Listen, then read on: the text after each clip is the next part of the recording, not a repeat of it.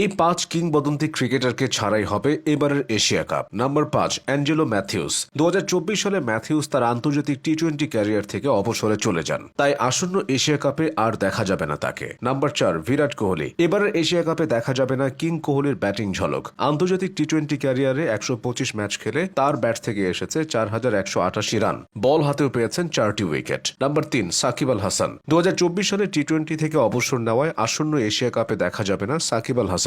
আন্তর্জাতিক টি-20 ক্যারিয়ারে সাকিব 129 ম্যাচে ব্যাট হাতে করেছেন 2551 রান আর বল হাতে নিয়েছেন 149 উইকেট।